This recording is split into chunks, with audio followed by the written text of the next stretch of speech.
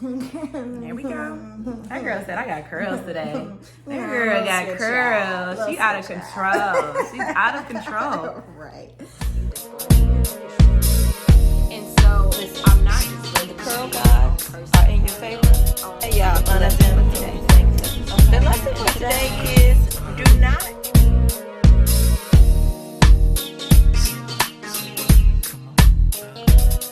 All right, friends, welcome back to my YouTube channel, A Radical Relationship, where we are talking all things faith and all things lifestyle. And today's actually going to be a really great example of that because, I mean, our lifestyle and faith are intertwined. You can't talk about one without talking about the other. So here we go. Right. All right. So Neka's my first guest in what's going to be my couch conversation series, and we ain't on the couch, but maybe we'll get there eventually. Right. But the point is that it's like cozy conversation. Let's just like chit chat and talk about real life things. The reason that I wanted to do the couch conversation series is that I think it's just really important for you all to see everyday people who are really living this thing out. And it ain't no crazy story. You know, nobody almost died, nothing. No. Like, thank God. God just granted us repentance, and here we are. I'm also really encouraged because when I think about Neka's personality, like Neka is never going to necessarily be the person like waving her hand for the spotlight at all. You know, like she'll serve in the background and be perfectly content and be like, actually, can you take the light over there somewhere? You know, like, can you actually just like, I'm trying to serve. I'm trying to serve over here. You know, that spotlight is in my eyes. I don't want it. My goodness. So I'm grateful, one, for her agreeing to do this, but also just her heart that recognizes like, man, I know when to deny myself for the glory of God, you know, like when those things are necessary for God's kingdom to be advanced. So thank you, darling. Of course. All right, so start us off with just telling us a little bit about you, your background, where you're from, how you grew up, that kind of thing. Yeah, from Detroit, Michigan. I'm a first generation Nigerian American, so my parents are Nigerian immigrants. We moved here almost 30 plus years ago in Alabama, then they moved up to Detroit. And I think I always grew up having an awareness of God. My parents were always just really about church. I remember every night we prayed together as a family. I remember knowing the Lord's Prayer just by heart, and we just every night read scripture. We would pray together as a family, begrudgingly, of course. Like, we just really hated when our dad interrupted our evening for that. But we did it, and that's really just kind of how it was. I remember growing up and even into college, prayer was always really easy for me. Like, so much so that like dance team performances, I was the one praying before it, and all those kinds of things. I journaled and stuff, even though I wasn't living the life for God. But I always knew kind of how to talk to him and like meet with him because I knew he was real. Right, yeah. And so, you just turned 28. I did. Just had a birthday. Hey. Girl, we in the back half. Girl. For 30. I don't know if I'm running to it or away from it. Right. Grew up in Detroit. Yeah. So in the city. Yeah. Spent some time in Texas. Yeah. Post graduation, and then now in Richmond pursuing a master's degree, headed for med school. Yes. Okay, we on a journey. By God's grace, honey. We By God's grace. Journey, okay. So tell us about the person you were before Christ. Right. Good job. Like, hot here? Right. Can we get some water? Oh, ain't got Yeah, no tea. right. Ain't got no tea to bring no water. We'll get some water. The person I was before Christ, I think a lot of my character is still the same. Like, I was a very no nonsense kind of person. I was never a person to give into like peer pressure and things like that. And in the same way as I am now, I always kind of just did what I wanted to do. But that was not good because I was not submitted to God. So before God, I was just, I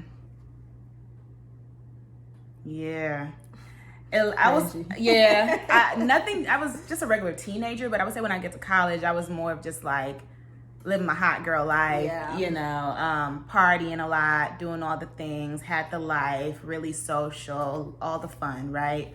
And also like a large stretch of that, I was a very angry person. Yeah. So in the video, and I'll link it here, put a little box up so you all can go check out the full testimony. You talked about that first heartbreak. Yeah. Ooh, the first one. Yeah. That just like really left you low, but also really left you angry. Tell us about that. Yeah, that first heartbreak was really just a kick in the pants. It was terrible. And I just remember that was my first experience with depression. That lasted for months and months and months. And honestly, I just left that relationship feeling really just disrespected, and feeling really unseen, because I remember just even telling him, like, you're my boyfriend, like, what kind of friend does that to their friend? You can't, because he cheated on me. And I remember just feeling just like, you're just a bad friend, you're not loyal. And it made me really, really just sad, and I felt disrespected. And so then I had this, like, it was like steps to step to step. It was like disrespect made me feel unsafe, and then that made me feel like, okay, well then you're not going to disrespect me, because the last time I was disrespected, I was hurt and I was broken. And so when I felt that, like, by girls anywhere or dudes even, like, I just boxed up. I got real tight, and so I got into a space of being really angry and like fighting a lot. Like, she was ready to fight, y'all. Yeah.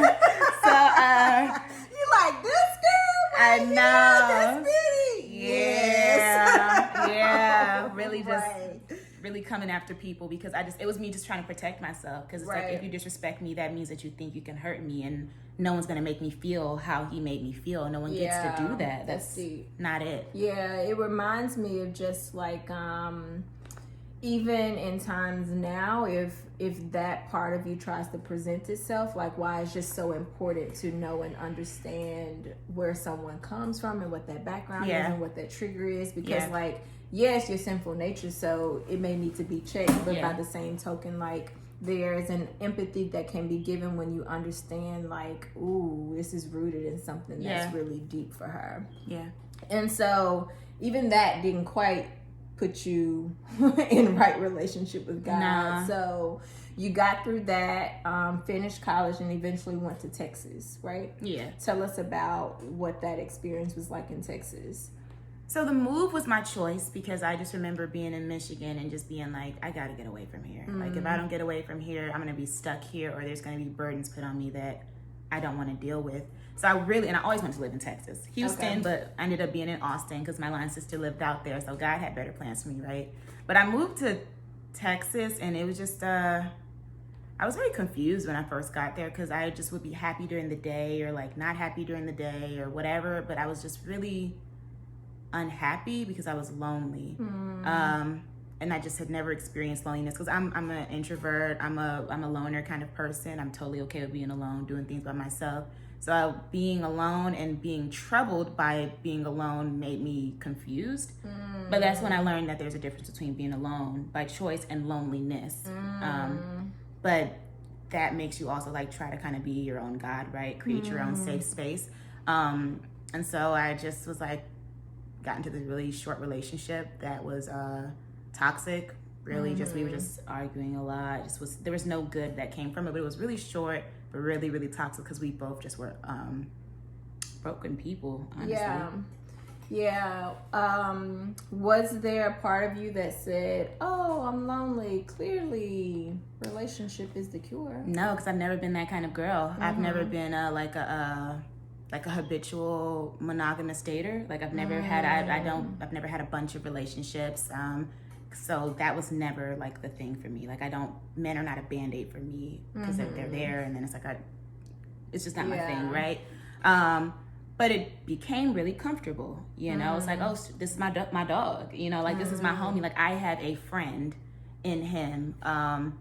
But it wasn't like, I think me jumping into it as quick as I did, because I was never the type of girl to just like start talking to someone and then just start dating them like soon after. It was always like a time. So that was, my loneliness definitely contributed how quick I jumped into making it like official. Like, so that ended. Yeah. Everybody came to their senses that it was toxic. Hello. We out of here. Yeah. Little fling or whatever. Lord. And then how did you get to the point of, okay, now I'm a disciple, now I'm a Christian? Yeah, so it ended with me not having the upper hand. It ended with him breaking things off with me, which was super confusing because that was another thing I'd never experienced. I'm just like, dudes can choose to not be with you. Like, who does that? Where does that happen? That's a whole nother topic. Oh, huh? And so I'm just like, what? So at the time, my best friend Ariel, who was living in Richmond, she moved here after we graduated, and I moved to Texas. I was talking to her a lot more at that time, and I remember that was like, I was confused by it. I just didn't understand how that could be the case. Not that I wanted to be with him, but like, who was he to to not choose me? Hello? Like, what? So I remember asking her about that, like, has that ever happened to you? And at this point, she's a disciple. She is following Jesus, with her whole heart. And she was like, yeah. And she told me, and I'm just like, I never knew the story of, that happening to her. And I remember just feeling a different kind of just like kindred spirit with her. Like, I felt like, dog, like, whoa, that's my dog. That's my dog. Like, whoa, she's willing to look like embarrassed for me, or like looking like she doesn't have the upper hand with me. Yeah. We started talking a lot more. Not that we weren't talking already. She was my best friend, but like a lot more. Yeah. Yeah. It's cool because being able to like hear your side of the story, but actually like being in Richmond with Ariel at the time, it was always just like, my best friend Neka, my best friend Neka, my best friend Neka. Yeah. And then out the blue one day, she's like, my best friend got baptized, y'all. And I'm like, wait. Like the Neka, like Neka, like your best friend is Neka. Yes. And I was just like, yo, Ari, like, do you understand what just happened? Like, do you how faithful God is? That, like, y'all gonna be in heaven together. Yeah, like, literally. If that ain't a treat, I don't know what is. And I think that she just couldn't believe it. Yeah. Because there wasn't the excitement, and not because she wasn't excited. I think she was straight up like, wow. Yeah. This happened. What was it like studying the Bible? What was that process? What was that thing? So I studied the Bible, I would say, I guess, fairly quick, maybe like a little under a month or so. And it was like, I was studying like every day, because at the time I was very unhappy, because the whole way the relationship ended, and I'd also gotten fired, and it was like all these other things that were like happening where like life was like, you being humbled. No, seriously, I'm like on my face before God, just like, what's up? But the thing is, I was on my face before God. Like, real talk, like the only time I wasn't completely miserable is when I was like spending time with God, which is beautiful with being friends with Ariel and talking to her so much, because like she was vocal about how she walked with Christ. And so I just started doing things she was doing, Right. And I wanted more of that. Like, I'm like, I want to do this all the time. So studying the Bible was good. I wasn't a very like, there wasn't much I didn't disagree with anything in the text. So it was really just like, I need you to just teach me. That's what when I went into studying the Bible, I really just I had already made up my mind before I said, yes, I want to study, that I'm going to live for God. Because at this point, like, this ain't working out. Yeah. So, right. So I just wanted to be taught. And so when they like would go through scriptures and stuff like that, I think it was maybe foreign to them, that like I didn't have any pushback.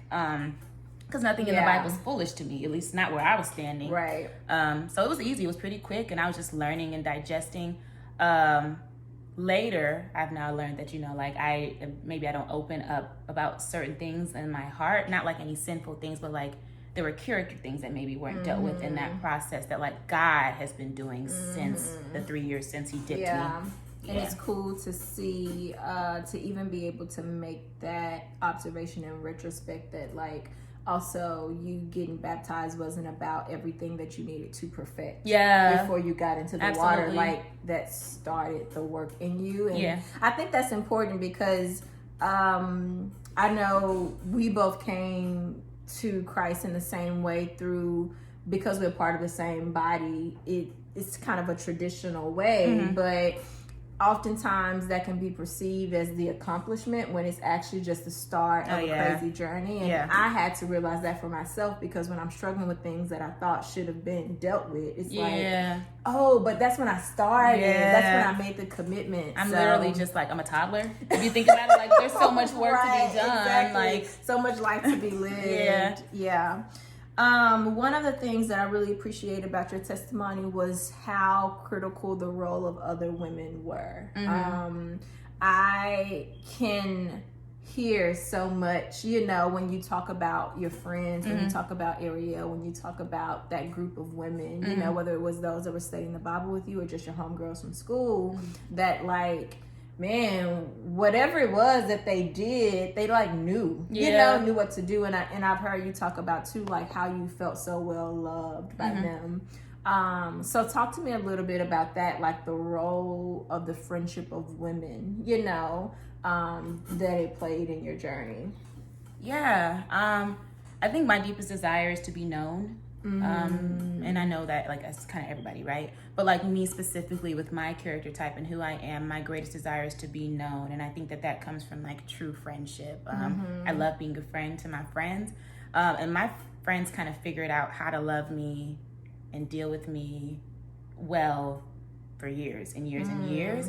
And it was kind of like a little glimpse at like God, because it was so consistent. It was without judgment. Sometimes it was like, okay, Nick, get out of this bed. You know what I mean? But that was happening my whole life, and I loved it. I love my friends. I love the way they love me. I love being around them. I love how they just know me. Like, I love them. And I wanted more of that. Right. Because if that's a taste of it, they usually seem like an appetizer before the full course meal, right? Right. So I'm like, if this is what I'm getting from these girls, right? Imagine what God can do. Yeah. I think that's even like hearing you say that again about like, the thing that I desired was to be known. It's cool because it shows how God met you exactly where he knew was going to be the thing. Well, you got humbled in the process, but you didn't need this huge life thing that really says, oh my God, I need Jesus. Yeah. But you got a glimpse of the love of God through these relationships to say like, whoa, there's gotta be, like imagine what could be out there. And I appreciate that too, because it's not, your story isn't overshadowed by some huge awakening, that happened. Like it, much like the story of Ruth and Naomi. Man. It isn't God being screamed like from the rooftops of like, hey, over here. But like God just clearly moving, throughout your life. So I think that is great. So you sat down and studied the Bible with these women, and I think that it's critical to know, but also accept that you need to be taught. Yeah. So what was that like for you? Like, were you already in a headspace where you're like, clearly I don't know nothing? Was it out of your curiosity that you were willing to because they were strangers to you? What was it about your headspace that would allow these women that you know nothing about to come in, teach you the scripture, and be that in your life? I think it really just stemmed from just like kind of trusting what I knew was good, right? And so when I say that I'm talking about my best friend Ariel, I trusted her. And so I trusted that whatever she was a part of, because I know her character, she's a person of integrity, and whoever she introduced me to, the church in Austin, that she would not lead me into destruction. Yeah. So I kind of was like, okay, cool. But then also it was just like this space of like me just knowing, it wasn't that I didn't know nothing, but the life I lived, I didn't grow up church. I wasn't the picture perfect, skirt to my ankles. Yeah. Like I wasn't a good girl. Yeah, I wasn't a good girl. And so I knew I'd gotten the confirmation that God wanted me to live with and for him. So I'm just like, okay, well, God, if that's the case, I need you. And I remember journaling like, God, please send me someone that can teach me how to do this thing for a girl like me. A girl that know what these streets is like. You know what I mean? Like a girl who, okay? Yeah. How do I live for God? Yeah. And I was in that space where it's just like, okay, this is God actually answering my prayer using something that brings me comfort, which is the love of my best friend, her camaraderie, like, and then like, here you go. Yeah. So it was just, I think but that's also how my head works. I'm kind of a heady kind of person. I don't get too swayed by my emotions, but it was like, oh, this is making sense. Like I see God doing the God things. And so that's why studying the Bible was kind of like for me. Yeah. So I think that that's a really good note to end on. You said like a girl like me, a girl like me, a girl like me. Okay. What is it? So for the girls like you out there, knowing what you know now, and also knowing that you're still in so many ways on the beginning of this journey. For sure. You know, yeah. What is it that you would want those women to know?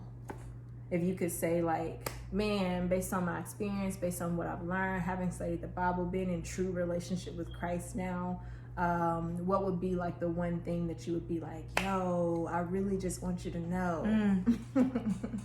I think I would just say that, like, it's real and it's good and it's everything. There's so many other ways that I think I tried to find this love, and I wasn't even a looking for love kind of person, but the way that this love from God, like the way that I am known, like God knows the thing that makes me tick. And that's the same, like each of us have a different thing, and God will meet you in that specifically. So whatever you're chasing, like until you find the God who like fills that thing, it like and not that I'm happy all the time, don't get it twisted. Yeah. But like I'm filled, like I'm known, I'm loved, I'm considered, I'm cared for. Like he sends me friends. Like I moved to another state, he sent me a friend because he knows I need. Yeah. You know, like that's the thing. Like go for it, because it's not like you're not just hearing it and hearing it and hearing it. It's real. Like I'm telling you that because I lived a pretty like advantageous life in the world. I think I was killing it by the world standards, TBH. Yeah. But all of that, throw it in the trash, flush it down the toilet. Because this goodness, like in God, boy, I wish you would. I wish somebody would. Who would try to compare that to this? Yeah. Yeah. I really, man, the video needs to not be so long, so we may have to do a part 2. But that part about like, you know, it's not because I'm happy all the time. Yeah. It's because God is faithful all the time, and I really appreciated that in my experience as well. Is that like, yeah, I can still rock with God despite my circumstances because God is still faithful. You know, like that worst experience is still like, oh, but honey, compared to God, right? Please. Compared to the goodness that is Him. Yeah. So yeah, well, I am super grateful to honestly be able to start this series with Neka. I guess I'm gonna sing her praises, you know, all the time. But I truly do, like, because she is someone that doesn't gravitate towards these things, and having known her past being in the world, and to not even, I didn't like know her in the world, so I didn't see the transformation, but the conviction with which you speak about your love for God that doesn't always just come across in your character because you're so chill. You're so chill. Like that text the other day when I was like, you do not sound enthused at and all. I'm like, hey, like, it's the truth though. I don't lie. I also don't lie. Right. So it just doesn't always like come across, but there's so much behind these eyes. So much behind these eyes. So thank you so much. This has been amazing. We'll be back, y'all. We're gonna have to be back because I gotta come back. This was good. It was so much fun. So until next time. We out.